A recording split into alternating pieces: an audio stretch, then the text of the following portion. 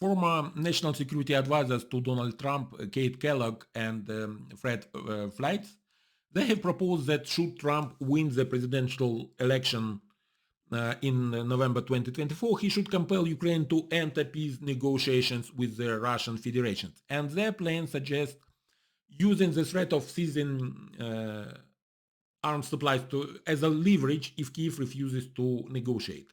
Trump reportedly responded positively to this proposal, which aims to consider the existing front lines for negotiations without obligating Ukraine to recognize Russia's legal right over the occupied and annexed territories. However, this plan has significant flaws. The United States has no leverage over Russia but has considerable leverage over Ukraine. Consequently, the US will constantly pressure Ukraine for more and more concessions.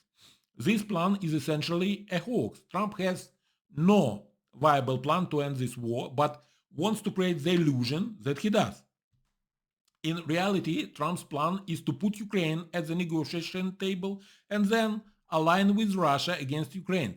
Instead of supporting Ukraine or even acting as a neutral third party, the US under Trump would side with Russia, leaving Ukraine isolated and pressured to concede to Russian demands. This week marks the one-year anniversary of Prigozhin's mutiny, after which he entered into an agreement with Putin. Putin violated this agreement within 2 months, highlighting yet again Russia's history of reneging on agreements. This is just the latest example among countless instances where Putin and Russia have broken their promises. The plan proposes to arm Ukraine to the teeth, after an agreement is reached as a guarantee. But why not start by arming Ukraine to the teeth now, so that we can defeat Russia? At present, Trump's plan appears to force us into signing another Budapest memorandum, with empty promises of future military support that will never come to fruition. The only way Ukraine can agree to freeze the conflict at current lines is if the rest of Ukraine is immediately accepted into NATO, ensuring that any attack on the unoccupied part of Ukraine would mean war with NATO. As it stands, this plan is essentially a scheme to sell Ukraine to Putin, and Trump is acting as an enemy of Ukraine.